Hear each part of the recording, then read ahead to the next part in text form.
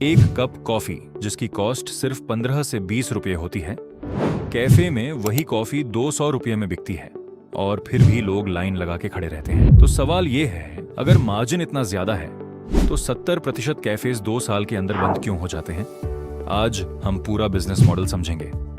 मान लो तुम्हारे पास एक ड्रीम है, अपना कैफे, छोटा सा, एस्थेटिक सा, दोस्तों के साथ बैठने वाली जगह। सबसे पहले चाहिए जगह, और यहीं से गेम शुरू होता है। एक 300 से 400 वर्ग फुट का स्पेस किसी डिसेंट लोकेशन में। रेंट ही 80,000 रुपये महीना तक जा सकता है, सिर्फ रेंट। अब आता है इंटीरियर। लोग सोचते हैं कॉफी बिकती है, लेकिन रियलिटी में वाइब बिकती है। इसीलिए इंटीरियर पे 8 से 15 लाख रुपए तक खर्च हो जाता है। लाइटिंग, फर्नीचर, वॉल आर्ट, सब कुछ।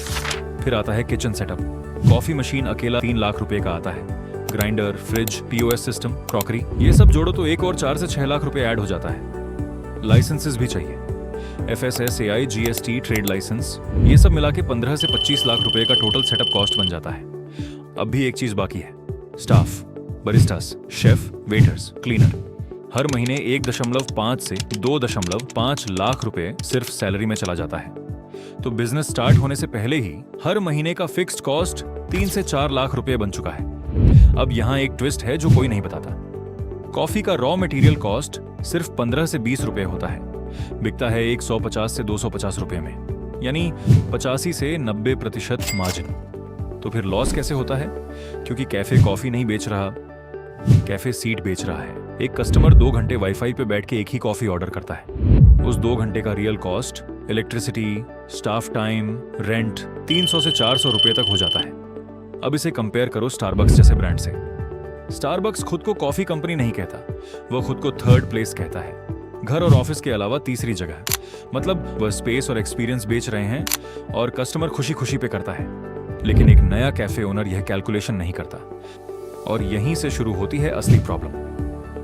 रीजन नंबर 1 जो कैफेज फेल करवाता है, हाई फुटफॉल वाली जगह का रेंट अनअफोर्डेबल होता है और चीप रेंट वाली जगह पे कोई आता नहीं।